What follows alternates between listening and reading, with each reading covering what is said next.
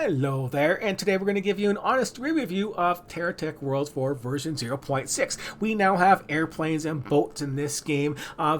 The biomes have been moved around, and some of them have been updated and changed, and there's lots of new parts you can build for your base and stuff like that, and that kind of stuff. But at the end of the day, are all these changes worthwhile and worth coming back to? We're trying this game out for new right now. Well, for version 0.61, my answer would be a no.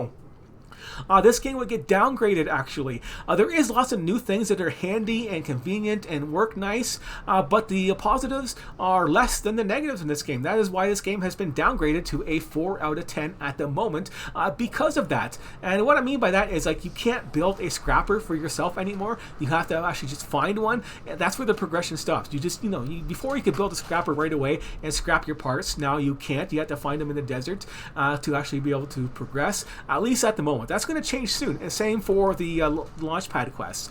You can't make purify stuff anymore. They took that out of the game, and that's part of another machine you don't have access to yet. Same for phosphorous. The plants don't drop that no more. One of the other resources that are gone in this game. So they took stuff away as they're reworking stuff, and they didn't put it all back in yet. So it's not complete yet. So the progress in this game has gone backwards as they added boats and airplanes and all the other parts of this game to make it more complicated or user-friendly or whatever they're trying to do, but you have to play this whole game over again, and it's not done yet. You're stuck right here on this one right here. You can't do that. The quests have not been reworked, and they work poorly.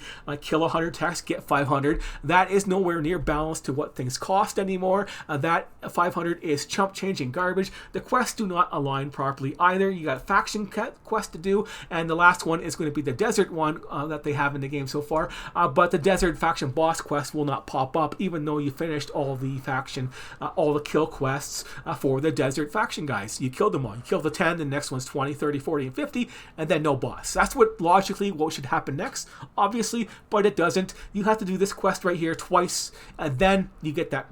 Then the quest will pop up and finish, right? So I had to kill an extra 200 techs just to get that faction boss quest to pop up there. It's ridiculous, and you get 500 for doing it. So you have to go on there and just kill guys constantly just to get a faction quest that should have been done right away. And you get no rewards for this stuff at the moment. So it's not worth trying out there and coming back to with all the pain in the ass bugs in this game. Other bugs in this game is your equipment. You can be flying around on your propellers, for example, and your weapons will change your firing groups to your propellers and you firing off, or vice versa. You're running around and you're firing off your cannons, for example, and then all of a sudden one of your propellers will change to the same firing group and you're flying off to the side. So now you can't aim anymore and fire because you just flew off to the side and missed everything and then turned sideways or something like that. So your propellers are off to the side. It depends how you build your tech, that kind of thing. It's buggy as hell. Same with the power system. It doesn't tell you anything. There's an actual power output on these cells. It doesn't tell you what it is, and your power grid will not function unless these batteries can actually take all the power on. So if I have 1,000 power being used up there and produced by my other machines, and then I use something else that requires 50 more, the whole system will just shut down because the batteries won't take effect unless the batteries can actually output 1,050 power as a total. Then they'll actually work and start draining power. It's a stupid system. It's really sloppy how everything is done in this game still. Like, this is sloppy as hell, your power display. This is doesn't even tell you everything. Power being used. Well, what's my maximum power? It just changed. It's utter garbage. It's only going to tell you how much battery power you have, and it doesn't tell you how much battery output you have for power. Like the small ones there, they output maybe 30, maybe 40. They don't tell you exactly what they do. You got to figure out for yourself what they'll actually output.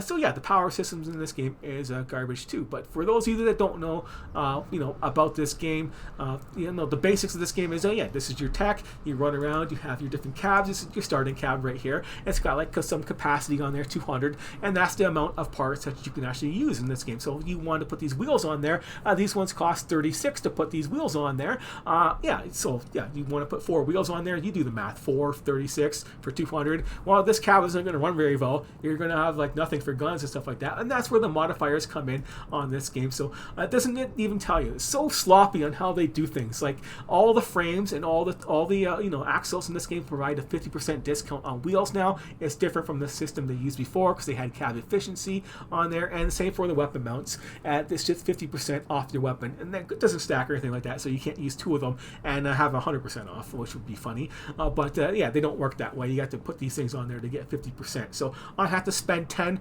reactor load putting this little buff down there. Basically, that's what it is. At the end of the day, it's a buff for your weapons, and then I can put my weapon on there, which costs 30, so I can save 15. So I'm spending 10 to save 15. So now it costs 5 less over the 30. You still do it because you get a buff, but yeah, no, that's how much the system works right now.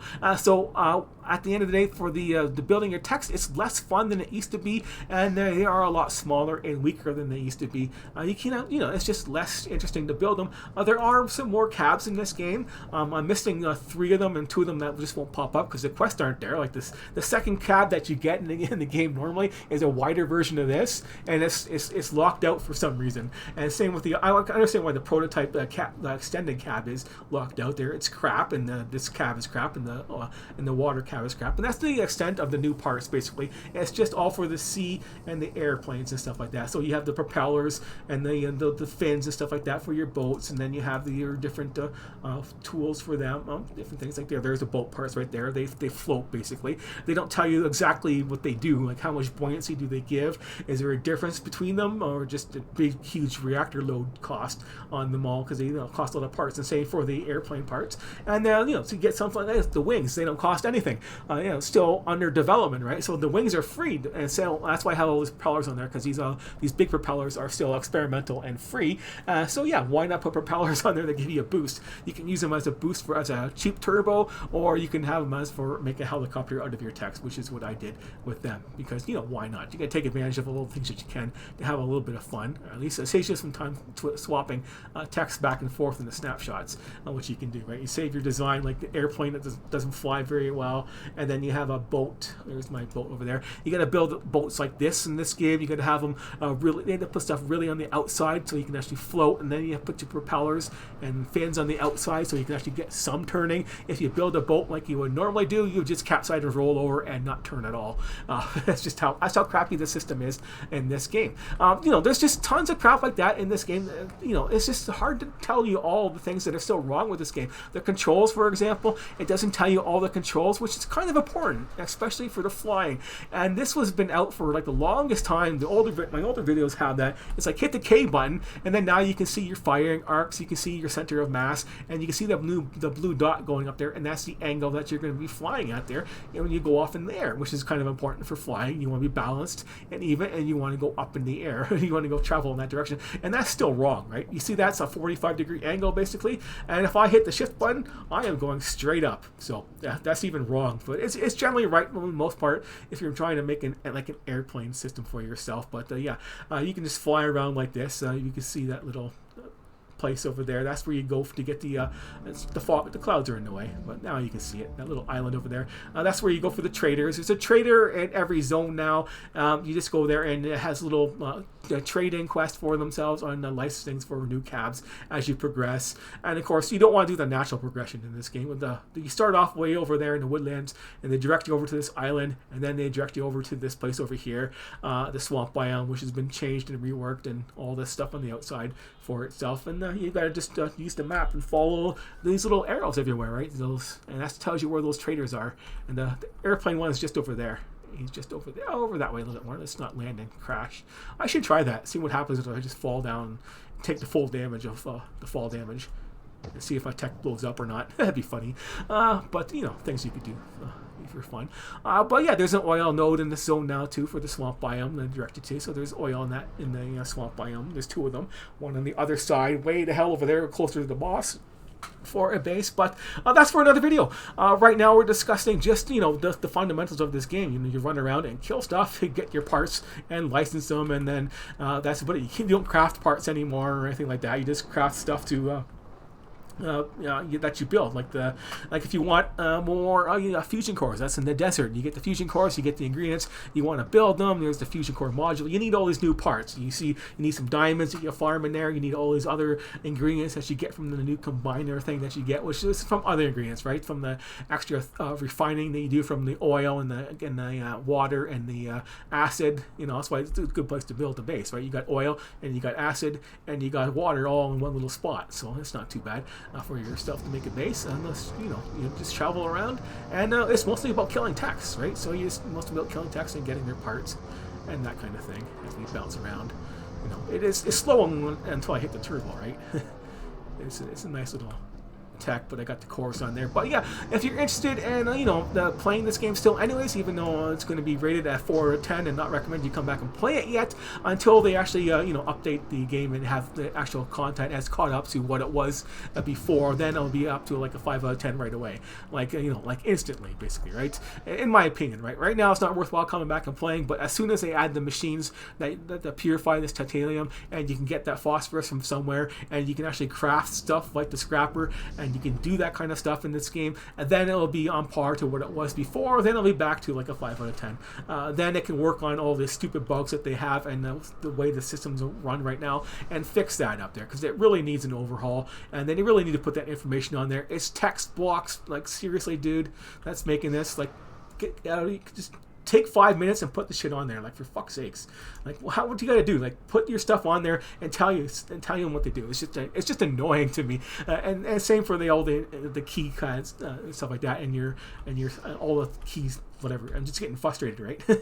all the stuff on there for the rebinding controls, right? There's no rebind. You don't see K on there. You can't rebind it. It's like basic shit that's not being done properly. Needs to be addressed. Like, come on, it's been like a year now. You could get your ass off there and write some text for 2 seconds. Jesus. But anyways, yeah, as soon as that happens, you'll get that. But yeah, I have I can build other text like this. I can show you if you need some help with that. I can show you how to build text that actually might work and function properly for boats and stuff like that. After all, I'm playing it all through and all that kind of crap, and you can see like all my parts on here, for example, are a maximum on this frame build up there, and how to set up my framework. It's big, it's sloppy, it's heavy, but I do have one without any cores being used that still has 4 cannons on there, and they will all have, like, maximum amplify and recycle and repair on there to get all the important things that you need for a big, huge tank that can blow shit up in one shot. Right, so that's nice. And all the other stuff in there for mining and stuff that is after the fact, like this guy can survive in the cold without a problem using the reactor load that I have right now. And of course, other videos on how to maximize your oil nodes and get 8 extractors going off of 1 oil node. So yeah, so one of my desert bases that have oil is just making all my fusion cores. It's got 7 fusion cores in there because I'm running 8 refineries, and since the refineries still suck for the power output, your output per extractor is just 100 gain, basically, right? So even though it says 320 for the power produced on there, you only get 100 out of that. The 220 is being used producing that, so yeah, you only get 100 out of it. And since those reactors cost 110 to use, that's 770 right there, so out of the 800 being used up just to make the fusion cores for yourself. But yeah, I don't have the fusion extra repair thing yet, and that costs like 60k. I have parts I could sell, but I wanted to keep them. It's important to keep your parts, like your heavy plate in this game, because you got to scrap them and get gold.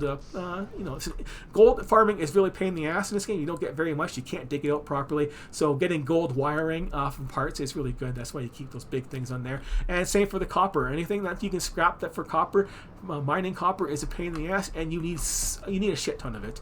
You just need so much of that copper, and that's why I have got everything running over here from the scrapper to make copper wire over here. I'm still going, I got 3 stacks of copper wire and lots of copper bars sitting in there too. I needed some overflow for myself, or just in case, but oops, I don't want 24. I want the whole stack. And I put that in there, stack that up there to make the copper wiring. But that's how you can have to progress in this game, is by finding the ingredients and finding the parts. You have to actually make a copper wire, then the parts will pop up there for that kind of stuff. That's how you progress. But anyways, I'll have a whole new set of videos for this game. If you're interested in actually checking them out, go right ahead if you need any help. But at the end, you don't really need much help in this game, besides maybe some general directions, which is basically go to the desert and get the loot the stuff that you can right away, and buy the best cabs off of there instead. Don't go to the ice biome or anything like that and buy cabs off of there, and don't even buy the cabs off of this zone if you want to save some money. Just get the 40,000 or so you need to buy this combat cab, and then you should be good to go on everything. Still, I think it's the best cab. There you are. There you go, the Stalwart C8 cab. It's like 35, 40K to buy it. But the +5 to recycle, that works in all the blocks. And the +6 on this one here, it doesn't. It's a nice big lie. But so there you have it. 4 out of 10 right now. And as soon as they add some more updates to match the content to what it was before, then it would be a 5 out of 10. And then it can progress as hopefully it progresses more than that. This guy gets his head out of his ass and actually writes some text down there and finishes that stuff off to make this game a little bit more playable. But a fast travel would be much appreciated in this game. So you can go over here and maybe do the fast travel like you can to the boat, like teleport to your dock. Having this teleport to your other tech yards would be awesome thing to do. So to travel around there, teleport to your tech yard, add tech yards, drop down and rename your tech yards, because you still can't do that. You can't rename your tech yard that I know of, which would be nice. And rename my tech yard to whichever base this is, so I know where it is on the map instead of and have a real map too. But that's it for today. Thanks for watching, and I will see you later.